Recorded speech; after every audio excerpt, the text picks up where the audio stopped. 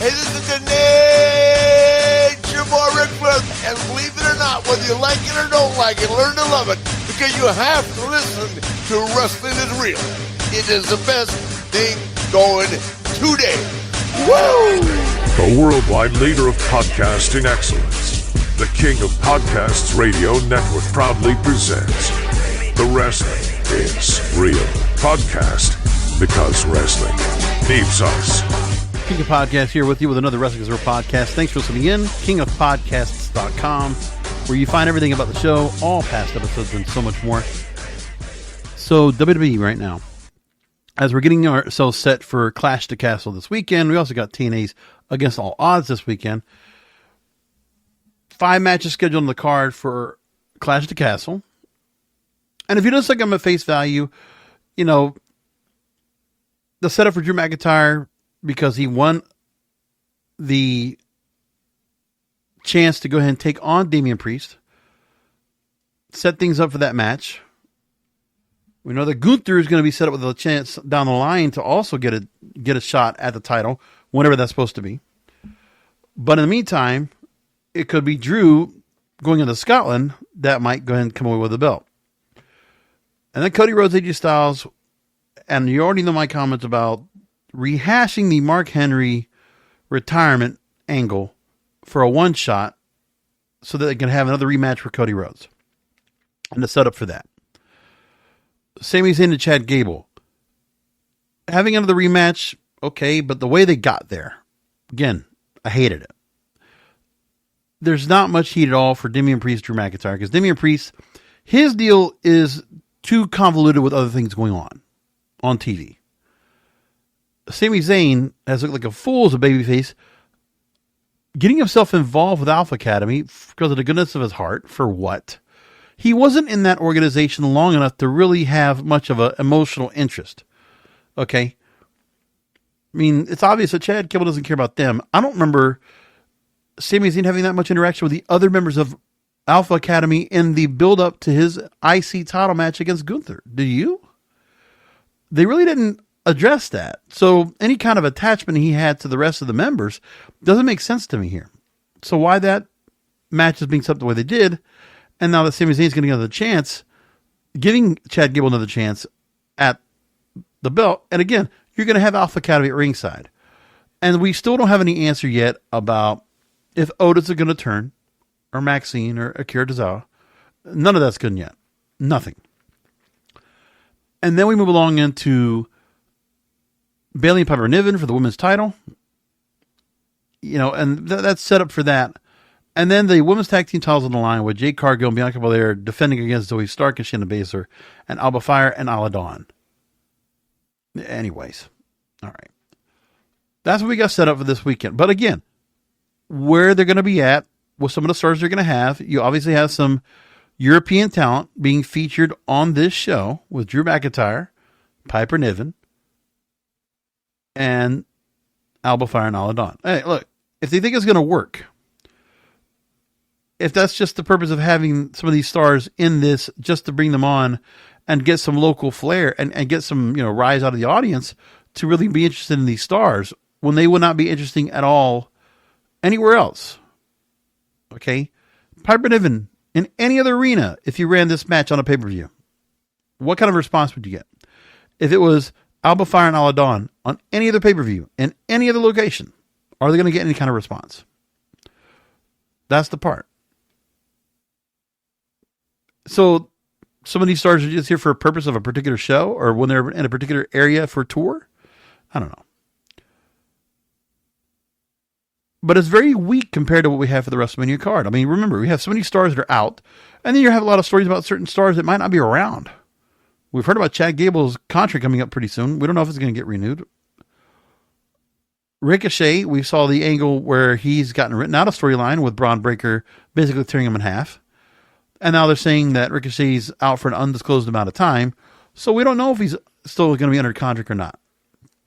But the run of him possibly leaving and saying that he was giving notice, PW Insider first reported that. Dave Meltzer comes in and says, well, it's not done yet. It's not been finalized yet.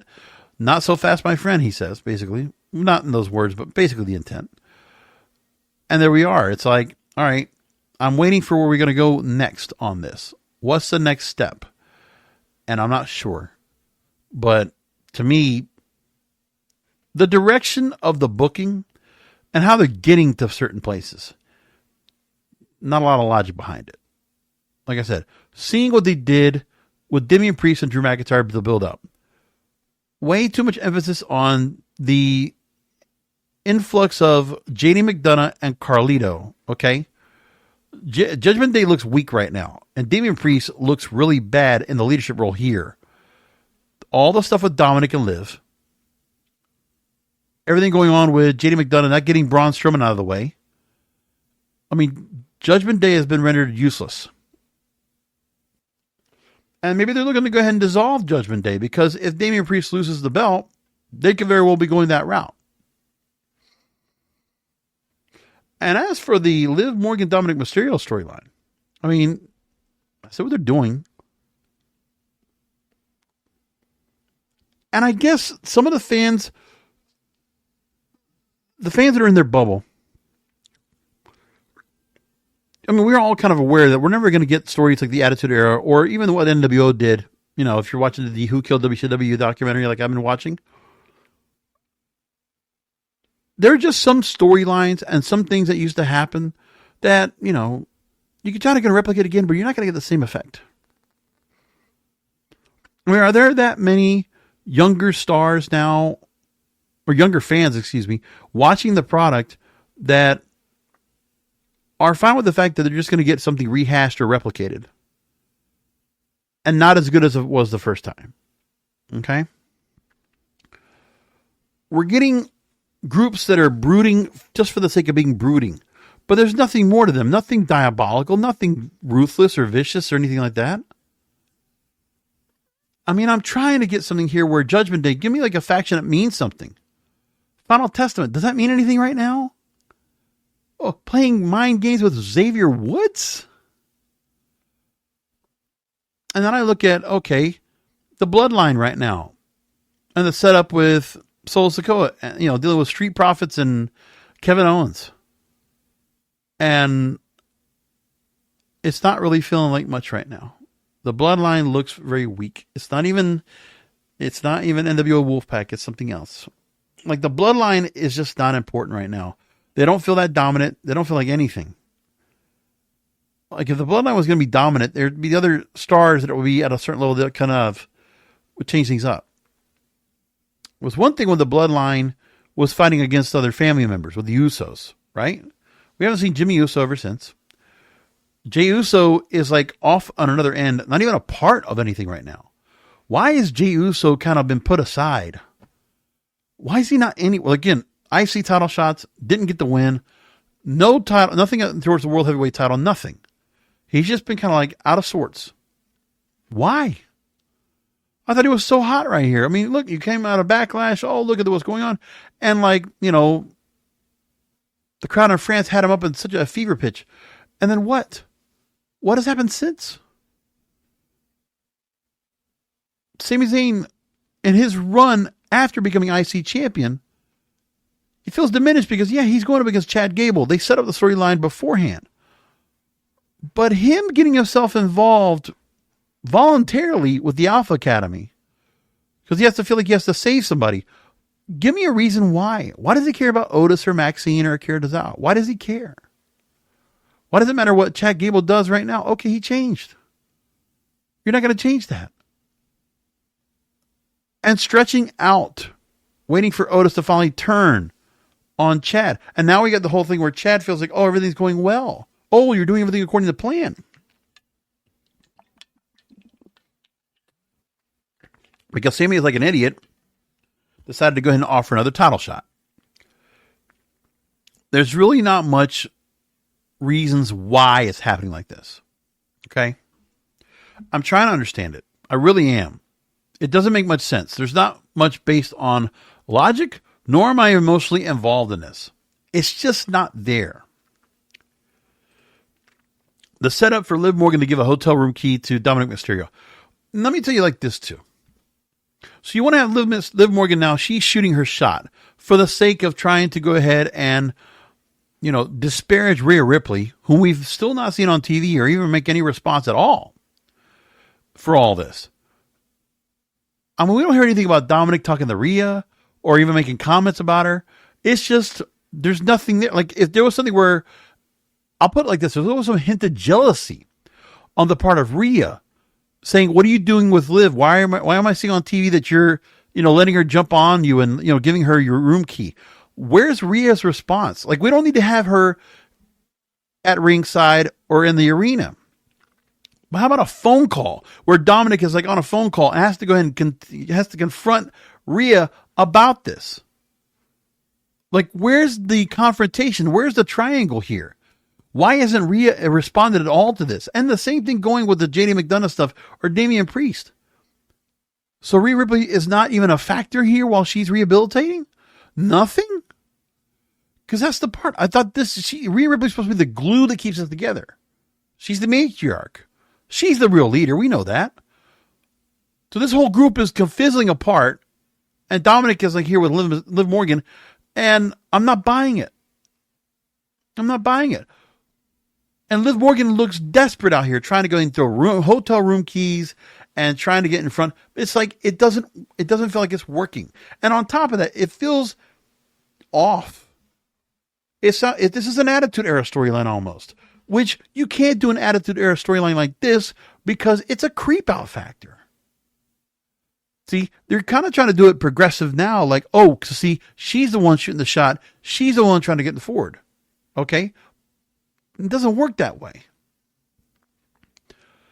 Like, I saw these two where they've seen each other and it was very subtle, of course. We saw the background hidden camera or when you're looking, if you're really looking intently, you'll see some of the subtleties of them talking to each other, but there's been nothing more. The kiss happened. Like, Liv Morgan's doing this all now, roaming free without any repercussions. And by the way, nobody to deal with her title right now. So her being the women's world champion, and there's nothing right now being involved at all with her when it comes to anything at all because, well, right now, Liv Morgan only has this to work on. This revenge tour, which feels so obvious, but like, what kind of revenge are you really getting off of Rhea Ripley? Okay, you knocked her out to get the belt off of her. There's no more revenge tour. So stop with that. And then on top of that, Dominik Mysterio didn't even take the hotel room key. It was Finn Balor that took it. We saw it. I had to go and look for it in a replay, but I still saw it. So what are we getting out of that? There's no real heat. No, I don't have an interest, or I don't know how many people have interest to see Dominik and Liv get together. Do you? Has anybody made, otherwise that Liv Morgan's an attractive woman, do you see any qualities to her that make me feel like she's like a catch? Like, let's try to be a little bit, grounded in reality here, gentlemen. Okay, come on. All right. I'm trying to go and just, out of reality, realistically. She has everything she wants. She's a boss babe, right? What does Dominik Mysterio get out of her?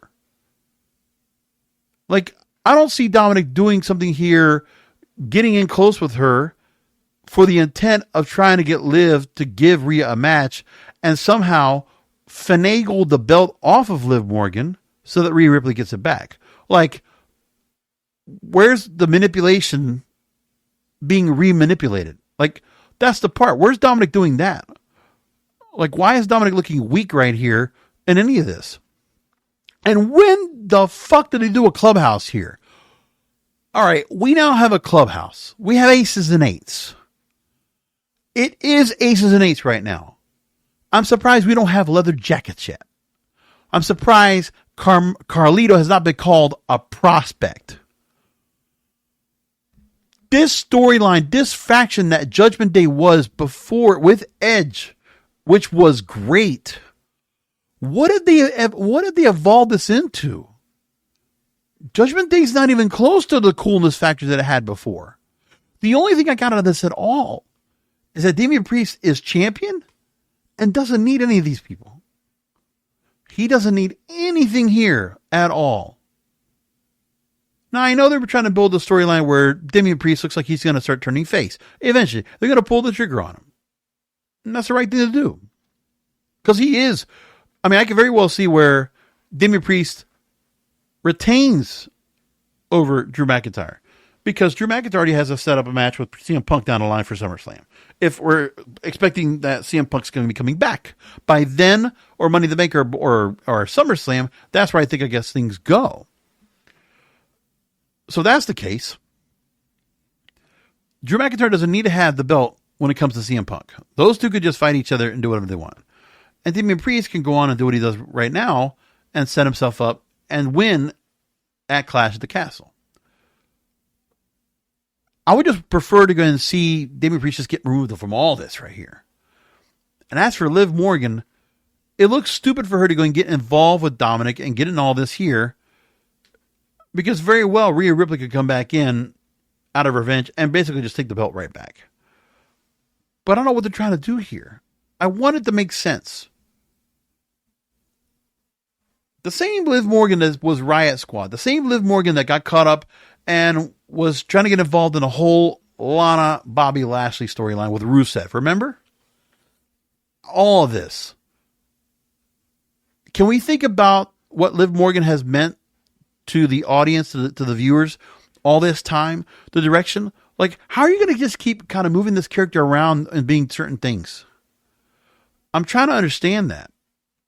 And it doesn't make sense to me. The only thing I can get out of this is that Liv Morgan's an attractive girl just trying to go and just be foolish and just, stir things up. For what? I mean, is she turning crazy? Like, make me understand this. I don't know. But I like to have reality. I like to have some logic behind my storylines, huh? I mean, you can be a little bit sloppy on continuity. You can be a little bit sloppy on other things, but let's, make it make sense. I want that, really. And I don't want to shit on these storylines right now. I don't want to be doing that, but there is so much stuff that's just not right when I think about it. The Uncle Howdy stuff. And we're looking right now, and I said this, I already wrote this down, but I think I'm pretty sure I said this when I was looking at Ricochet and the storyline, because I did a Supporters Club episode over the weekend about NXT Battleground. I did a post show on that. I put it behind the paywall. All you have to do if you want to listen to it, plus other episodes I've already done that are Supporters Club episodes, exclusive content you will not hear anywhere else. $2 a month. Just drop a little bit into the coffer for yours truly, King of Podcasts. KingofPodcasts.com. Look at the Supporters Club section. You'll find that episode. I did it over the weekend. And one of the things I mentioned on that episode, which I'll mention here, is that the Wyatt Six, whatever this faction is going to be coming back in, Uncle Howdy, this feels like Retribution. And it's like, what are we doing now? Like, okay, another group coming back in just to kind of start things up. This brooding, mysterious, horror type of kind of deal. The broodiness of the Final Testament. I mean, you have all these things you're trying to do now, and you do the same thing with other stars. Like Eddie Thorpe came back. He's got the same kind of thing going for him too. I just don't get it. And then I try to think about, you got cryptic messages. They keep doing this. How much longer are you going to go ahead and tag this along? I mean, there's nothing here. Like, you want to just keep doing the little blips and zips and whatever, and like a little bit of interruptions, but nothing's really come out. They're holding on to this so long. And the more they hold on to this so long, tells me this will not do well.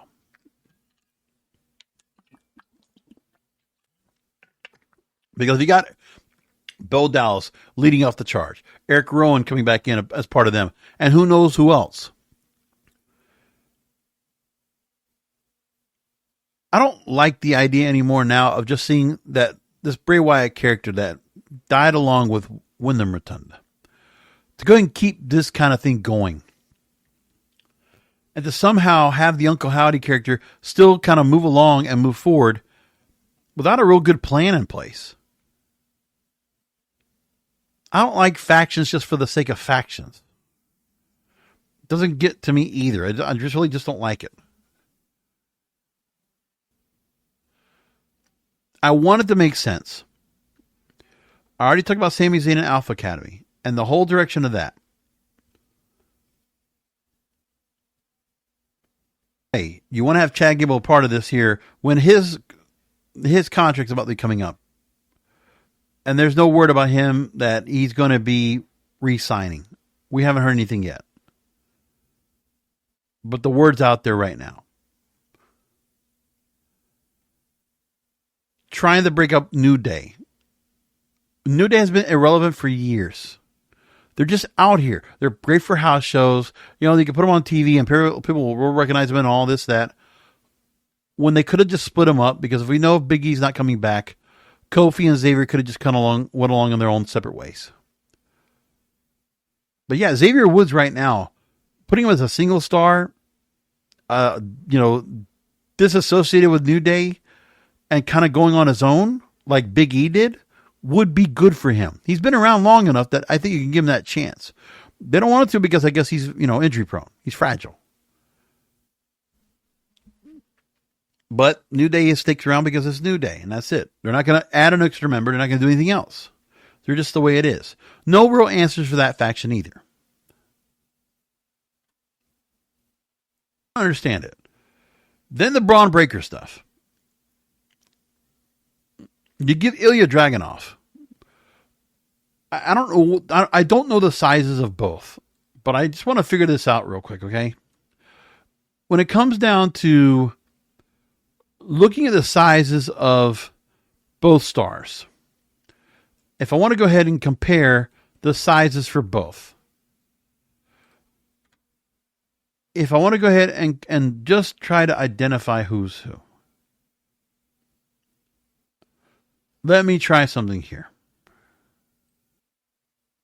Dragunov is 5'9", 210. If I want to look at Braun Breaker and his size as well,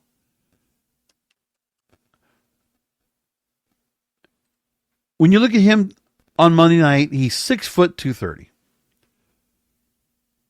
I'm still surprised that Dragunov is that large, 5'9". But also that Braun Breaker is only 6 foot.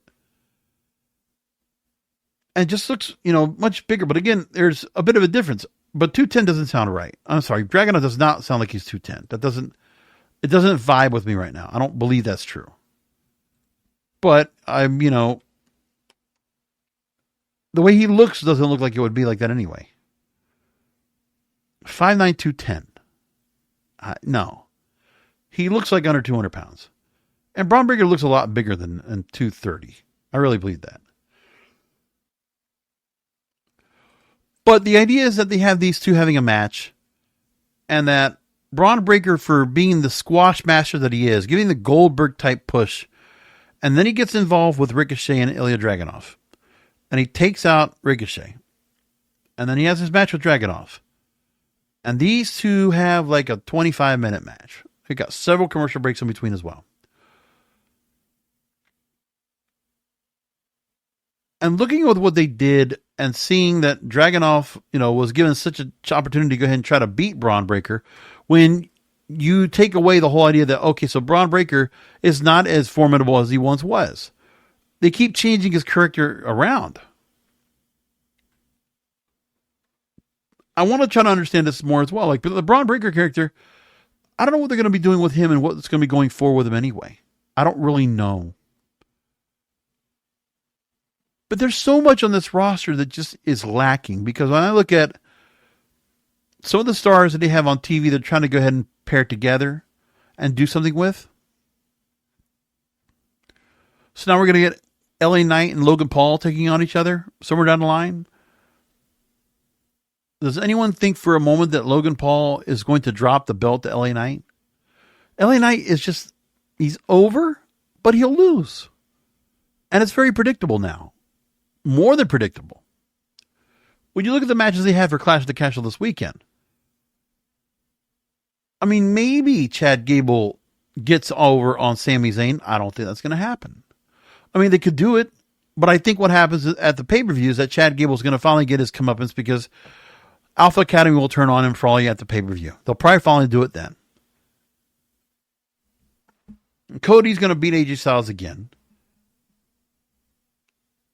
And I don't think they're going to take the belt off Damian Priest. I don't.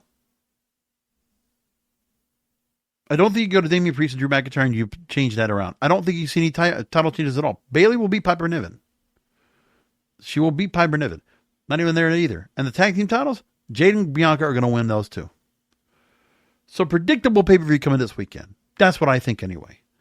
And then when it comes to what they're doing on storylines and where they're going, there's not a lot of heat coming up out here. Not at all. It feels flat. It feels basic. I want layers. I want details. I want more. I want more. And I'm not going to come out here and start saying, because AEW and all these other organizations are doing better. I'm not saying that either. Only focusing right here. And I'm just trying to get more out of all this and feel better about it. I really am trying. Now, if you want to talk about Dynamite and Collision and all that stuff, just to give a comparison and say, okay, King of Podcasts, well, who's doing it better? All right, well, then I'll go ahead and give that to you. So on Dynamite tonight, we sandwich Swerve Strickland and Will Ospreay setting up for their match at Forbidden Door. That's all set in play. And they did a really great promo towards the end where Will Ospreay, got Swerve's belt, the AEW World Heavyweight title, put it on him along with the international title, and that pissed off Swerve and say, hey, if we weren't friends, I would put you in the grave. So they're building up heat for that. And then I also got the setup for Swerve Strickland now that they're going to set up things for Blood and Guts, a July pay-per-view coming up in Nashville, Tennessee, and the Blood and Guts match is going to happen with the Elite, and they'll find a fifth member to take on another Team AEW, and Swerve Strickland going to be leading that team. And they're setting things up with the TNT title qualifier matches for the ladder match that'll be set up at Forbidden Door for the winner to become the winner of the vacant TNT title. They're setting things up with that. And then Roosh is confronted by MJF. And those two are now, instant feud. Like last week, they got everything set up. MJF returns. And then Roosh now and MJF are in a feature feud. And by the way, anything that MJF's going to be involved with, he's going to be always stirring up heat. That was quite a pull apart they did tonight. Took it to the backstage and all that. It was really well done. And a lot of heat going on. So I like it. Pretty well easily set up. You got, animosity right now with Willow Nightingale and Chris Statlander. And the whole setup with the breakup of the best friends with Orange Cassidy and Trent Beretta, among other things. The fact that Hook is now teamed up with Samoa Joe. Again, Hook just is kind of like being passed along to other veterans to kind of work out and, be more of a character that he can be out there with. It's just like, you take some of these pillars, you just try to do something more with. So that's just that. Mercedes Moné, she got to go and work tonight and defended over Zeus of CMLL. Great. TBS title match. The Tony Storm stuff, I'll never get enough of. And now you got this triangle with Mira Shirakawa and Mina Shirakawa. That's right. And the whole thing with Mariah May and that whole setup with that. I thought it was pretty funny seeing the TV time with Chris Jericho. I'm enjoying the learning tree. It is goofy, it's campy, but I'm enjoying it. I like it. Take that. Moxley and Naito Forbidden Door. You just set up the match and let them go. We see these two together at each other. To have them again, great. Now we're going to see Bang Bang Gang and House of Black now in a new feud. Okay. So they'll have to go somewhere with House of Black after Edge gets hurt. Nothing with the Brood right now, so we got to wait. And now Pac is going to go in their own heart tournament. Try to do something more with him right now. He's just in a losing streak. That kind of storyline I never really care about, but, we'll let it play out. And that's the direction they have on things right now. And as for what they're going to have me setting up right now for Forbidden Door, they pretty much have everything set up right now for Long Island, New York. Swerve Strickland, Will Ospreay for the AEW World title. John Moxley and Tetsuya Naito for the IWGP World Heavyweight title. Konosuke Takeshita, Mark Briscoe, Jack Perry, and one more name we'll have to go and add to the mix For the TNT Championship ladder match, like all those things right there, Mercedes Moné against Stephanie Vaquer for the TBS title and the New Japan Strong Women's title combined. Women's World title, Tony Storm and Mirna Shirakawa and Zack Sabre Jr. and Orange Cassidy all set up so far. Maybe they'll have a few other things set up, but, you know, with AEW, some of their storylines have heat. And some of the matches I'm getting are good. And one of the things I think about when it comes to WWE right now and the stars that they have, you know, it's one thing to be said about AEW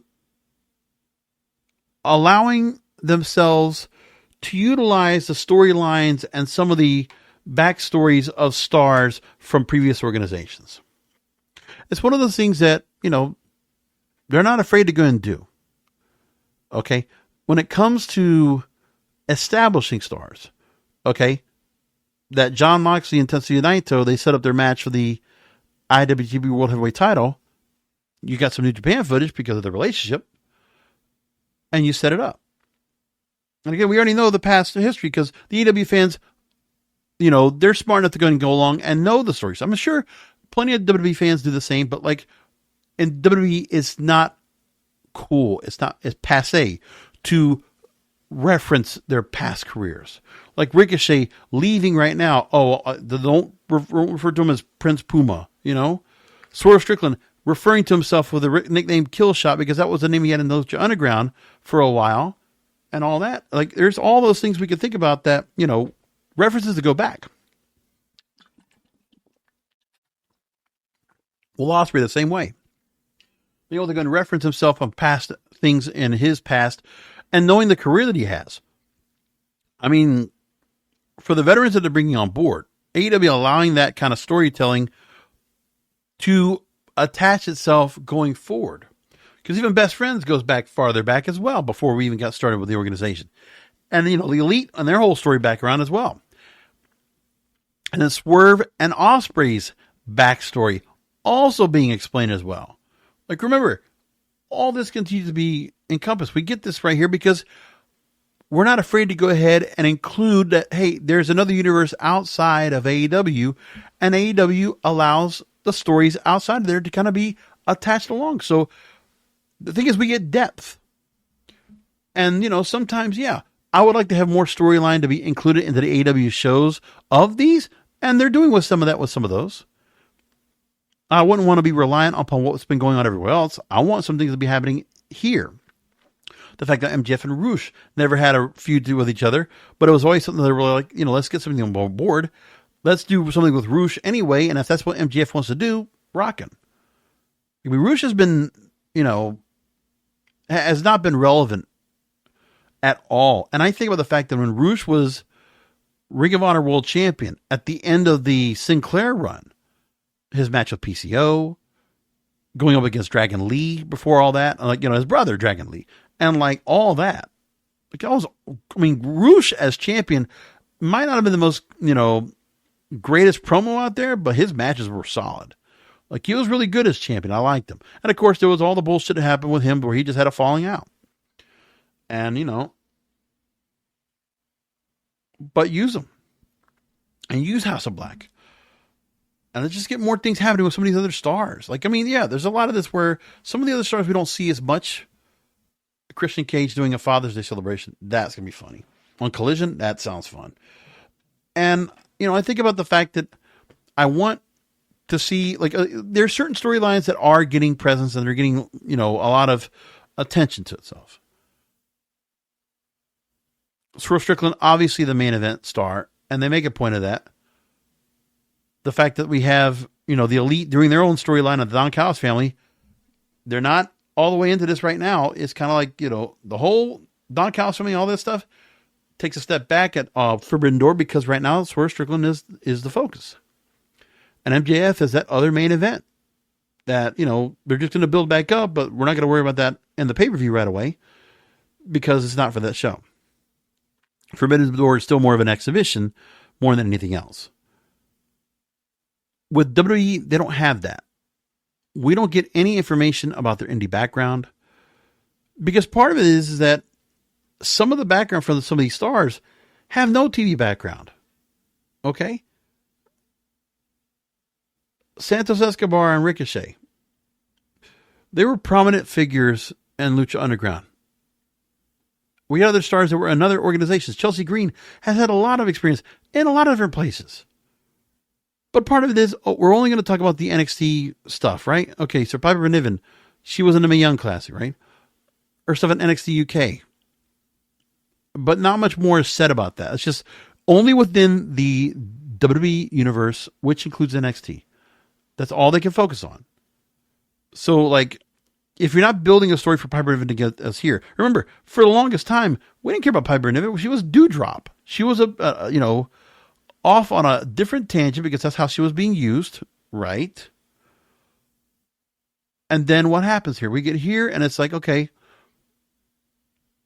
now we're trying to get to the point of, now they want to change this character back, and she's been just in tag teams and just kind of been like a part for a while, and has not really been much of anything. It's not meant to anything. So what kind of a stirrup we have here? Why isn't Chelsea Green the one getting the title shot? Because that's the person that's getting the most talk. The one has been representing for Piper Niven until Piper Niven finally talked leading up to the match last week for the match they have at Clash of the Castle. Because as far as I know, I don't remember Piper Niven saying anything else until now. So we have to wait on that. I mean, with Liv Morgan, Nia Jax right now, she's queen. She has a title shot in front of her. I mean, I guess, are they still like heels together so they can't be put together? Like, why is Nia Jax not involved right now? I mean, her and then Gunther on the men's side, like the King of the Ring was just happening. And those two are getting tabled aside for this. And Jey Uso getting tabled aside for what? I mean, what Triple H is doing right now is not much different than what Tony Khan's been doing. Like, the consistency of seeing some stars that should be very well on top and should be getting more airtime are not. I don't know what's going on with that. I'm trying to figure it out. But at the moment, this is why I'm looking at with WWE. It's like, you're just not there yet. I want to see what they're going to do with things and what they're going to set up with. And I don't see it right now. One other thing to bring up, TNA Against All Odds is this weekend as well. And matches are all set up. By the way, Jordynne Grace at Battleground loses to Roxanne Perez. Do I want to talk about NXT? I guess I do. I guess we can. Why not? I'm going to bring it up and what they're going to be doing with that. Because even with NXT, I felt like there was a bit lacking in that as well. Like I really felt there was. Because with NXT, I want to also try to get some direction on what they're doing on the younger stars. So Javon Evans over Sean Spears, fine. And Jada Parker with Machine, right? And, getting some veterans in there to work with things. Wendy Chu coming back is now like an evil version of herself. A character I didn't like at all now. And not what? Now we're going to take this character and turn it evil?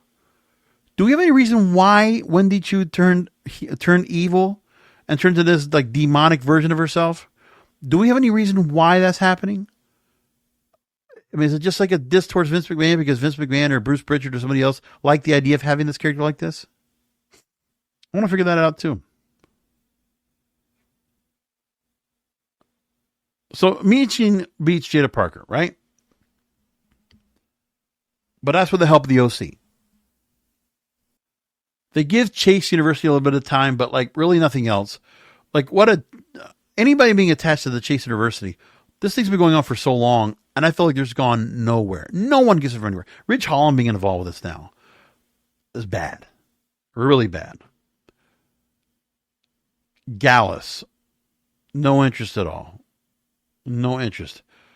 If you're just another group up there, they could be, Viking Raiders and not make much of a difference to me. It can be Final Testament and not make much of a difference. And there are just some other stars they have in terms of tag teams with OTM, Malik Blade and Andres Enofe, all of that. Cody Rhodes confronting Trick Williams in the ring. All right. And Cody's coming out. They're going to talk about there's the number one contenders battle royal match. They'll set that up so Trick will have his future opponent coming up. Then you got Lexis King over Dante Chen. And Lexis King, like, okay, they did a whole thing with the whole Spider-Man thing with what? Cody Rhodes, Lexis King is Brian Pillman Jr., and I forget who else was over there. The whole AEW kind of thing, like, is a kind of a diss. Whatever. You got Brooks Jensen now being some kind of a scary kind of creep kind of guy going after people. No quarter catch crew. And I'm just trying to understand this as well. Okay, tell me the difference between the no quarter catch crew. I'm trying to understand this here. Hold on. So the Clash of the Castle, right? Or sorry, if I look at the storylines for Raw, and I look for the name for, let me try it again. I'm just trying to go ahead and get the confusion here. New Catch Republic, Pete Dunne, Tyler Bate. And the other one is New Catch, well, there's New Catch Republic and No Quarter Catch Crew. What's the story behind that? Like, why do we have like two different organizations like that? And what's their distinguishing factors? Not much. They're British. Is that it? And also the other part I need to talk about the fact is seeing Damage Control and Io Sky falling apart because Kaden Carter Katata Chance, ran after them in the ring. And like there's all this part they're doing right here where it doesn't make any sense. It feels flat. It doesn't feel important. There's a lot of stars, if they're going to be brought and given the chance to go ahead and be pushed forward and given some prominent placement on television, whether it's NXT or Raw or SmackDown, favoritism is one thing, but you got to give them something to do. And if you want the stench of the characters that Vince McMahon created them to be that you didn't like them to be, Shawn Michaels, Triple H, Bruce Pritchard, whoever else back there, Paul Heyman, if you didn't like what they are, you need to completely change them from what they were and make them go far enough away from it. You don't put them back to the way they were, okay? The one thing that was most important is that some of these stars that might have had gimmicks and they were changed back into who they were is the biggest mistake you can make overall. When what you should have done was evolve all these characters going forward. If Karrion Kross, you made such a mistake with him, you give Final Testament here, you should have just continued to evolve the character into something even more. Go completely away from the other characters because you can't use them now. Damage Control. You don't want Kabuki Warriors anymore? You don't want any of that kind of stuff? Okay, then let's take them into something else. Into another direction. Just change them. If you want to do something with, you don't want to have, the brawling brutes anymore. You want Pete Dunne to go on and do his own thing. Then you don't put him back into the Bruiserweight again. You got to evolve him too. And all these others that they have that they decided, well, we're going to let you do what you feel comfortable with, what you feel like is cool. But it's not what's going to be cool. It's what's going to get over, what's going to draw an audience. Is everybody like forgetting about that? And some of the stars you have now that are, holding on the belts. Okay, on the NXT side, Nathan Fraser and Axiom. Are they going to get over on that main roster? Like, there's only a handful of names right now that are main roster bound that eventually are going to get in place where they're going to go and be. NXT Battleground, where it's obvious and clear. Trick Williams, Roxanne Perez, they are destined to be on that main roster. Matter of time. Tiffany Stratton, not to be heard from. We don't hear from her at all. And Braun Breaker, they're going in some direction I don't even understand. But to go ahead and make him go into a drag-out match with Ilya Dragunov, and not only the fact that you want to go ahead and keep the NXT characters intact when you can only get so many people to go into the Performance Center to watch their matches anyway. And they were going in front of, a couple hundred people anyway on a regular basis. And you think that audience just resonates right over to the main roster. And it's just like, oh, well, if we get them in front of more people, they're just going to cheer more. No, well, they're not. because they expect on the main roster something more. To completely abandon the fact of Vince McMahon's vision and the direction he had on some stars that it might have been campy or corny or kind of off, and you're like, why am I doing this? Well, you're going to have to do some things that are not going to be very comfortable, not very happy, because of where things will go. LA Knight, another direction. So you didn't like Max Dupree. Then change it to something else. Why go backwards? When all these other stars went backwards, for what? Now you have a lot of stars that, like, okay, they weren't that big a deal in NXT. And now you bring them to the main roster, and they don't mean anything else either. They're just taking up other spaces. And part of it is you have some favoritism going on with certain stars that are going to be in their spots, because what else are you going to do? Lyra Valkyria. Are we feeling anything more about her right now on that main roster? I don't. And I can't tell you how many times, and I've heard this from other people before, I can't even tell some of the stars we have and what their entrance music is anymore. I can't even tell who's what. If I hear entrance music, I have to wait to see what's on the screen on the main wall. And that's it. So are these nuances here, these little intricate details I'm talking about here, are they that insignificant to the audience here? And are you really just going to go and buy into the fact that, oh, look, shiny production value. Look at the cameras rolling around. Oh, the overhead camera. Oh, they're walking down the arena. You're going to let camera shots be more important than storyline.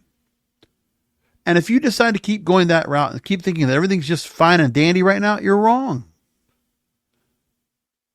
Because what's happening right now, this is, where in the Attitude Era, they also took it for granted. Just, you see, everybody talks about Nitro and the falling apart because who killed WCW? Well, what killed the Attitude Era? Okay. When you're doing things right now with the main roster and where we are, I mean, of course there are certain stars that are very up at a high level. And when you want to really stir things up for WrestleMania season, we did that. But you had The Rock, Roman Reigns, Seth Rollins, Becky Lynch, among others. And, not much of a change now. It's like it's just much different now. And the people that are putting regularly on TV, it's not working. I mean, they're not going to see much of an audience change and everything. And the momentum they had, that's all gone. It's no different than what it was. The only difference now is that some of these events that they have, right? The events they have for the premium live events for WWE, right? There are all these big events going on in like other countries. Like, think about it like that. All these events that are going on right now, you got to think about the fact that they are overseas. And overseas will overshadow any missteps, any lack of real direction that's going on with what they're doing. So it doesn't matter who goes to these arenas and who's out there, because some of these crowds are starving for a show. And so they're going to do whatever it takes and really get into things. So now Scotland, Toronto next month for Money in the Bank. SummerSlam, well, they're going to stack that up. No doubt about it. Then Berlin. Right? And then you go on to Crown Jewel. What's the October show? Is there an October show? I don't know. No, I don't see one. So yeah, Crown Jewel after that. I'm sure there's another show. We just got to figure. I got to look at the schedule. But no matter what,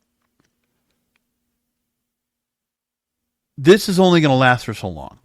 This kind of thought process of, oh, well, if the crowds are hot for certain entrances and certain things and what we're doing with the camera shots and all that, if that works enough to kind of like just blow smoke on the audience, great. But eventually down the line, what we're getting on Monday Night Raw and that eventual move to Netflix. Oh, Braun Breaker's going to be such a big deal on Netflix. Really? I'm just trying to figure out, do you think this right here is going to really resonate well? Oh, because we can get more language and more sexual content on Netflix, that we're not going to have the rules anymore? Oh, you think that's going to make anything better?